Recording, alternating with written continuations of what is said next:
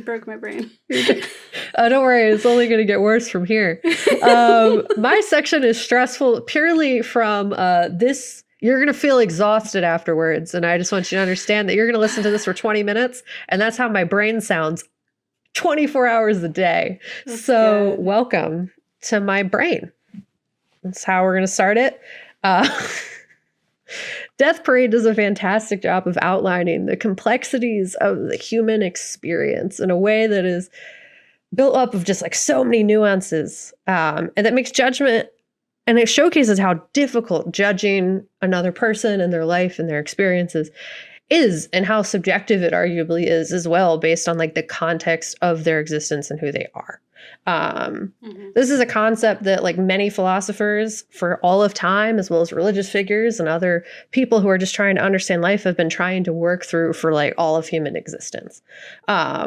There's endless approaches, concepts, ways of viewing what good and what is evil, and that can be argued until you're blue in the face and like out of breath. And ultimately no one wins because there's no answer at the end of the day, in my opinion. Ultimately, ultimately the way we experience the world is like influences how we view the world. And then these concepts like kind of, they all interact with each other. So like how we influence how we experience the world influences how we view the world, and then further influences our actions within that world. So you can't just take a person, plop them down in a scenario where they don't have any of that context and then know who they are. So essentially Gabe's whole argument. Yay. And essentially, like philosophy, if you don't know what it is, I'm going to give you a little definition. Philosophy is the study of the nature of existence, knowledge, truth, and ethics. It involves the consideration of the most fundamental questions of who we are, and examines philosophical thought across the breadth of history right up into present day. So it's kind of like everything that everyone has considered about what it is to be a person, for all of time, kind of contextualized for you. So there are many minds that have influenced the way in which society has been formed. And because of our patriarchal and racist society within American academia, most of those voices that are considered and recognized and uplifted from an academic standpoint are all the voices of men. More specifically, white men of Western society. This is something that has even influenced how American academia recognizes non-Western philosophers, often only recognizing the teachings of other men. Not exclusively, just like anything, there is always an exception. But when you Google the word philosopher, it shows a very long list of just Western European men. Plato, Aristotle, Socrates, Friedrich Nietzsche, René Descartes, Immanuel Kant, all just German, French, Greek men. It keeps going. There's more. And like Confucius is in the second screen. Like, so if you keep scrolling and at the end of the second screen, there's one lady who is a white lady. I don't know who she was, but she's there. And then there's another lady, and then another just long array of men. I point this out not to like invalidate their viewpoints or like what they've done for society. It's just kind of a analysis, if you will, kind of recognizing what is highlighted and questioning why. You're looking at this and you're like, wow, I really see who isn't at the table. Wonder why that is. Babe. It's like, what is the cause there? Racism and patriarchy. So essentially, I'm not trying to like invalidate the fact that like Aristotle said some stuff that was good, probably. You know what I mean? Like, but that's not the problem here. It's ultimately like the voices that are being acknowledged are not a diverse variety of human beings and human experiences, and are very much oriented towards one group of people. So the reason I say this mostly is just to invite you to think critically when you're exploring things, when you're looking up your own philosophy and stuff. Acknowledge that other thoughts exist and that they're probably just as good, if not better, than the ones that our history within America has decided are important. And And essentially, philosophy is a fantastic way, and it's a tool for finding new ways of thinking, as well as like to justify and solidify old ways of thinking. So there's good and danger associated with this kind of exploration of thought. And yeah, just question things, think things critically. The fun thing about historiography is exploring like why certain voices were uplifted over others. And it's fascinating. It's nauseating, but it's fascinating. So who are some philosophers? As someone who like actively has studied philosophy as part of my education, that actively haunt me with the words that they put into my brain. One that really impacted me in my early 20s was the Lao Tzu, specifically the book The Tao Te Ching, or The Way. This book is described by worldhistory.org as an anti-authoritarian treatise, which posits that the way of virtue lies in non-action through a recognition of the natural universal force known as the Tao. The Tao flows without effort, and like water, goes where it will without striving, and affects change and growth. To be virtuous within this, one should emulate the Tao and engage in non-action, not forcing or an effect or an outcome. Human-made laws, it claims, cannot make one virtuous and cannot contribute to good behavior, inner peace, or empathy with others because they are not in tune with nature. It is only by recognizing the Tao that one's connection to it and all things that they may achieve these goals. And this hit me for a lot of reasons. I have the book over here. It's pretty. I learned about it. I have it too. Yeah, it's a good book. It's just interesting, ultimately. And it hit me a lot. Other name. Yeah, it has other names as well. So it hit me in a lot of ways, both from the standpoint of recognizing the ways in which action and inaction can both simultaneously have lasting and devastating consequences, as well as the understanding of the ways in which the society I personally live in actively disobeys that line of thinking that is outlined in the book. The American system is built upon superimposing a universal morality that deems someone a good person by their ability to function within the society that is capitalistically productive and structurally obedient to certain laws. In many ways, a very authoritarian method of upholding certain values that ultimately doesn't encourage really internal growth at all, and instead encourages complacency and obedience to this set of laws that have been outlined by upper society.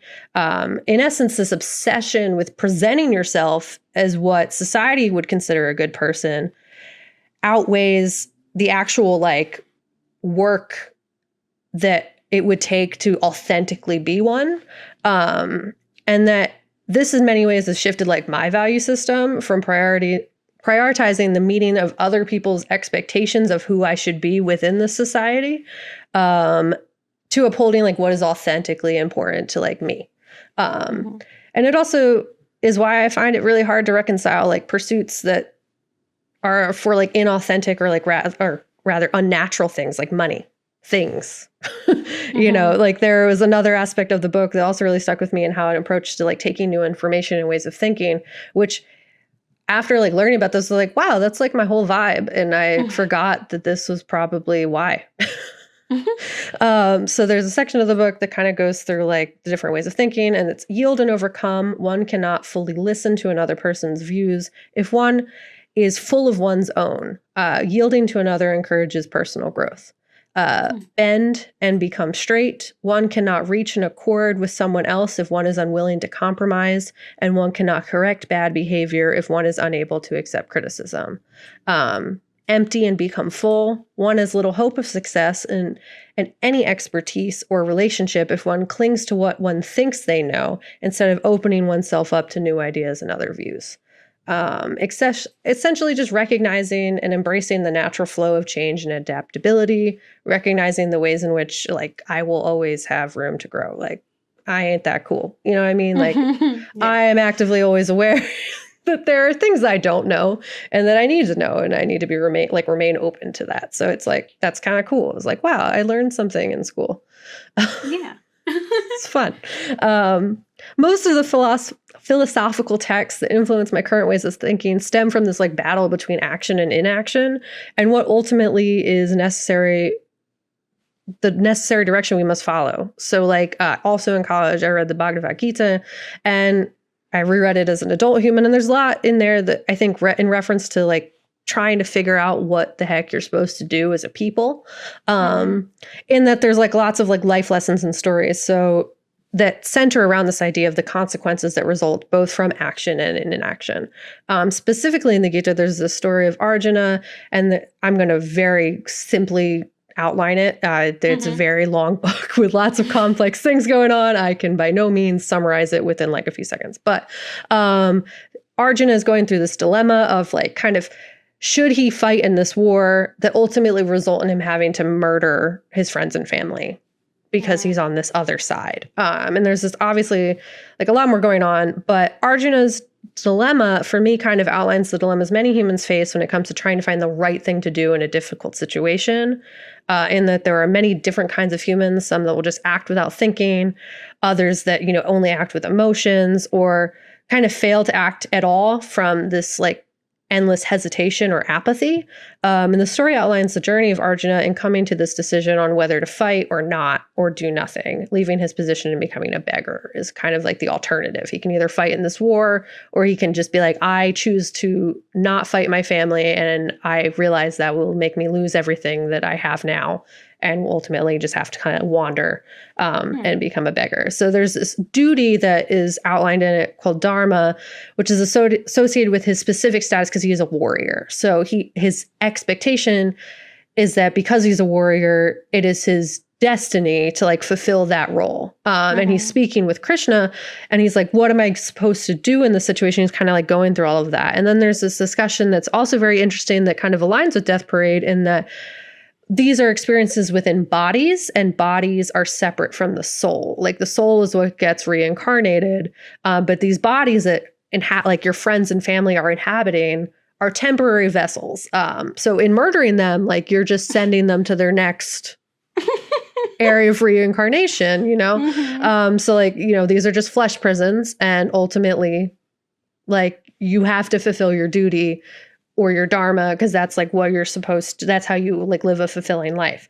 And then there was this whole discussion throughout, like in his dilemma, that it's basically the fact that he is having a dilemma is what makes him a virtuous person. The fact he's thinking through this from multiple ways, that he's remaining open to other scenarios, and it's like outlining that like he understands there is an impact here that will ultimately influence like him as a person and like how he views the world. And there's lots of implications of the directions that his actions could take that are stressful. And like that in of itself makes him virtuous. And ultimately in like trying to explain this, like, cause it's a part of the basis of Hinduism is like that these are situations that like obviously not everyone's going to have to fight their family in a war. That's not a scenario, but like the message from it is something that like can be taken into like everyday life.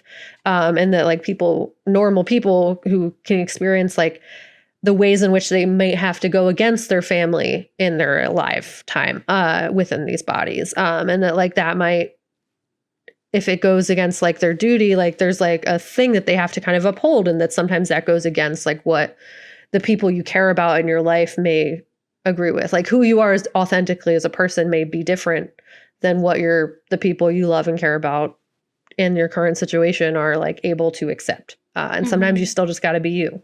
At least that's like my interpretation. And there are many ways that these lines of thinking kind of like between the Bhagavad Gita and the Tao Te Ching both contrast as well as overlap. There's like this understanding of remaining open and able to learn and explore different lines of thinking, as well as this like conflict between existing within the flow of nature and existing within your line of duty to others, and whatever your true purpose or arguably like destiny is. That broke my brain, I think, in college. Because I was like, which is more important? Your duty or like the flow of like, yeah, like the people you care about, or just like the flow of like what you're authentically supposed to do? Like what is the answer though? Because that's arguably like, from a neurodivergent end, like I use school as a way to contextualize the world, specifically in learning about philosophy and like history. It was like my understanding of what people were, because I just endlessly don't understand them. So at the end of this, I was like, well, okay, this is a lot of information. I have all this information. What the heck do I do? The answer is I don't know, and it haunts me. There are obviously countless ways to explore the world and our impact on it, and there are countless ways of thought that act as a means of rationalizing the human experience that confuse me endlessly.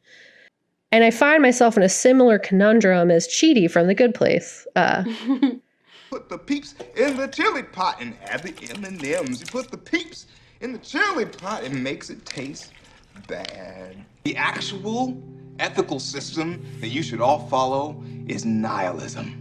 The world is empty. There is no point to anything, and you're just gonna die. So do whatever. Chidi is someone who is overwhelmingly knowledgeable of ethics, and often this ends up causing him to obsess over these things, which is something I relate to.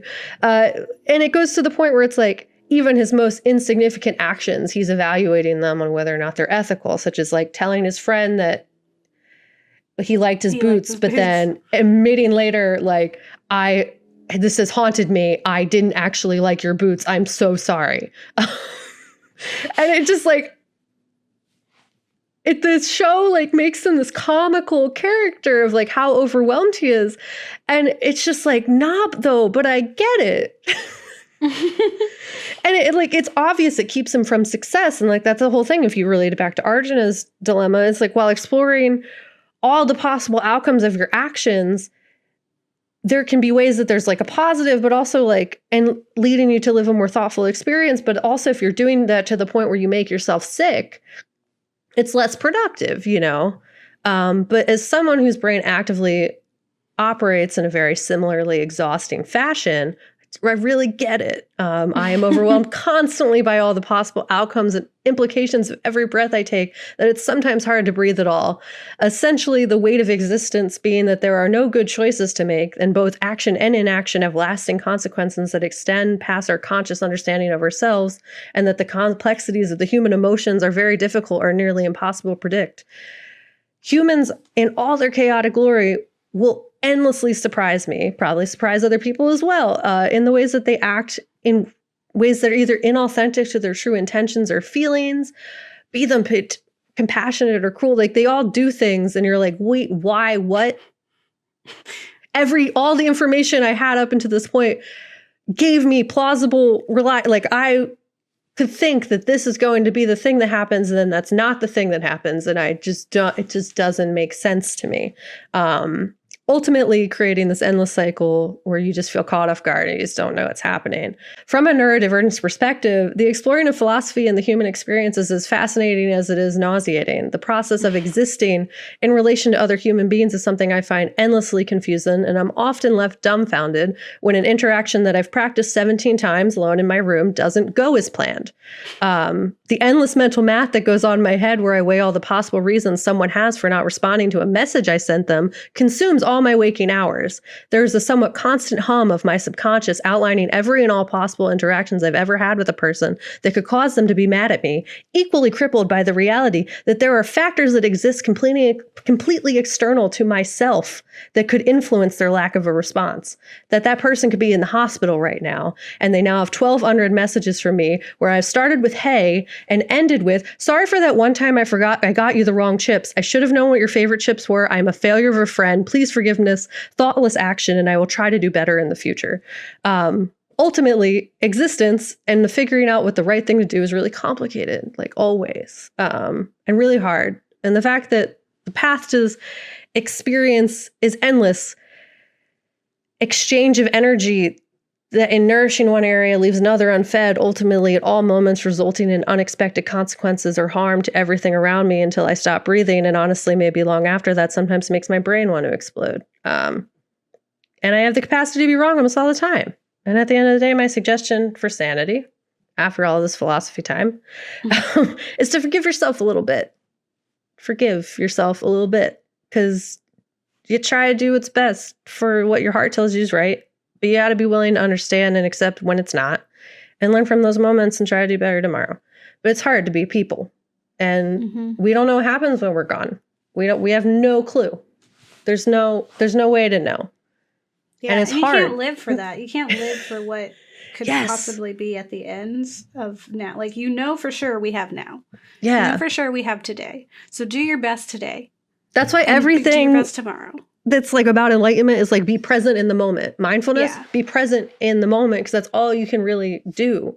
And there was another story that I couldn't find, but it was one that also really messed me up. That was about this guy who was like a priest or something, and he wanted to do good purely so he could be reincarnated into a higher caste, not because like he actually cared about anybody ever. And that like made me think. And it was like a story that I was just like, wow, that's like such a human thing, you know, and like really evaluating like why You people think do you're like good playing things. the system kind of thing? Yeah. Well, it's like when people like, you know, when you give to charity or like the people who record themselves Yeah. giving like a houseless person like money or something or like, you know, like that's not why you should be doing that. It doesn't count. You just negated Yeah. the And work it's like that kind you of just did. that whole like authentic versus not. And that's where like I always found like the Tao like really fucking interesting. Excuse me, cursing. I forgot what I was doing for a minute. It's okay. Just found it really interesting because it's literally that. It's like you need to be authentic to like the natural version of yourself so that like if you're going to do good stuff, you can't just say like murder isn't allowed because then it's not, no one's not murdering for a good reason. You know what I mean? Yeah. I said that in a really wild way, but I think you understood what I meant. Yeah. yeah. I do understand what you're saying. It was wild, but I do understand. It's just, yeah, And you like superimposing morality onto people doesn't make them actually good people. It just makes them obsessed with being perceived as good so that they get the rewards of being good instead of actually just doing it because they're a good person. Yeah. The reward isn't that they're good. Yeah. You know, like you can spend your I was a whole good person life today. Yeah. In the good place. The lady. What's the lady's name? I forget her name. But that's her whole thing is like she was doing good stuff. She was performative, yeah. But it was performative, so she didn't end up in the good place because it's like but yeah, I think like the show and what you were saying is all that like the way that like your exploration of the philosophy broke your brain, the show broke my brain. Cause I was like, what is right? What do you do when you're just judged on this one moment and you can't be who you were or are and you're just playing a game and you're caught off guard? Like, it's so manipulative. And like, but it really does like that ending where your question, which like broke me, is just essentially like, who gets to decide? That's impossible. There's no one who can. And so like at the end of the day, it's really you who can decide and who's going to. Yeah.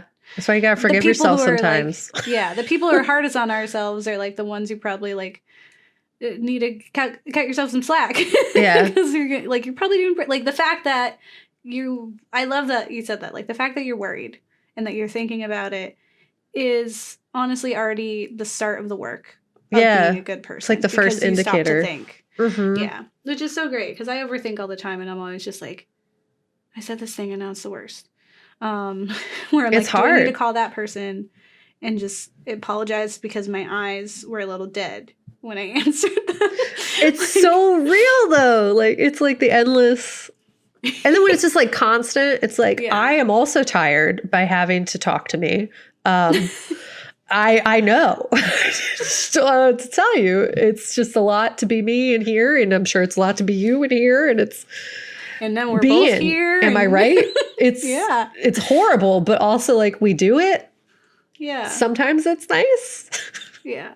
So you gotta forgive yourself. And I don't want to go to the void, but I don't want to be reincarnated. Yeah. So I mean, ultimately, why a lot of neck? things. It's just like the path to feeling better is to live in the moment and just.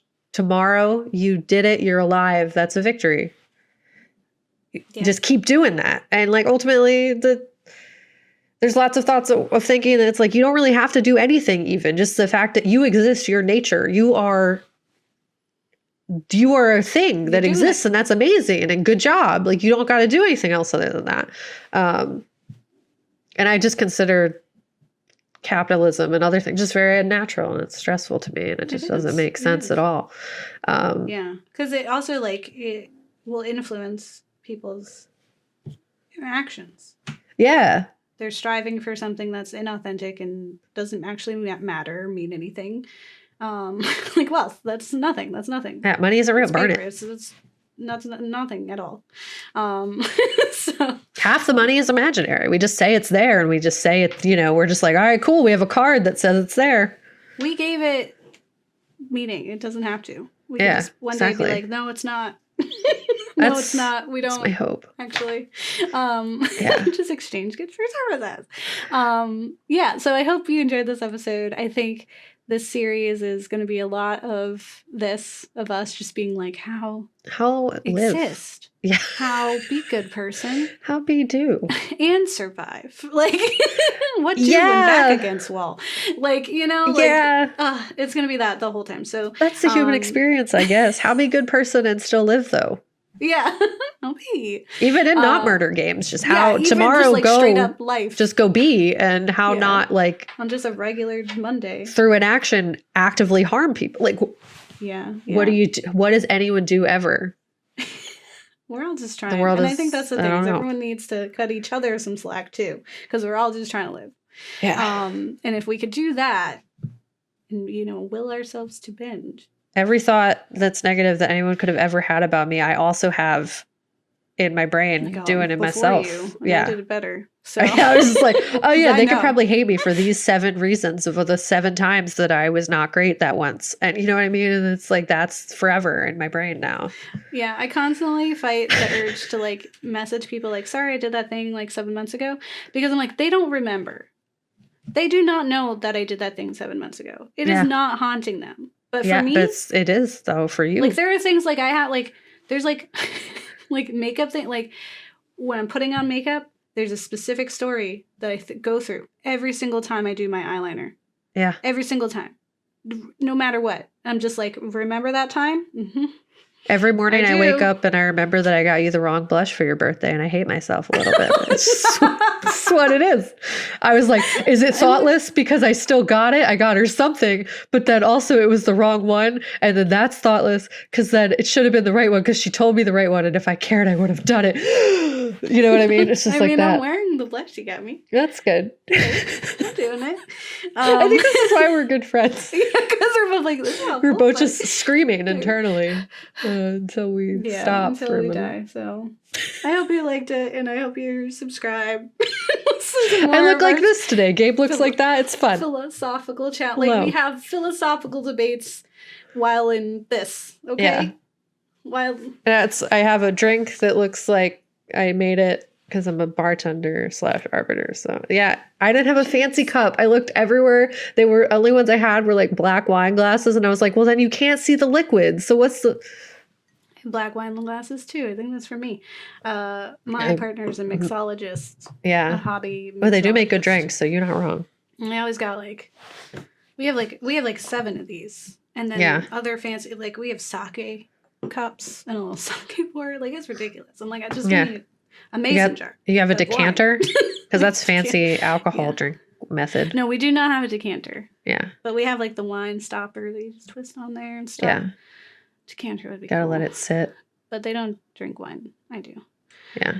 And I'm not fancy. We have a lot of wine glasses. I'm going to use a mason jar. You're like, it's a cup. It exists. I drink Coffee from cup. it. Why do Yeah, I need coffee fancy cup? cups. I have regular cup. I have jar. You put the liquid in the thing, and I put it in my mouth. What is it? Why Who's gonna see it? need It's more? In my house. Is my cat gonna judge me? She's not. Trust Yeah. me. She's seen far worse. Yeah. So Ultimately, the decider of if you had a good life or not is you. So just try to be nicer to yourself because you deserve Yeah. it, friend. yeah. Unless you're that guy in the show. He was the worst. He was messed up, and also like I get it, like Yeah. because he went through It's some hard. stuff. Totally get it. But he became like he was like if Batman were evil. Yeah. Okay, And did like, you know I there's already think Batman is evil. So Yeah. Did you know there's people who don't have anxiety and don't think that? It's hard.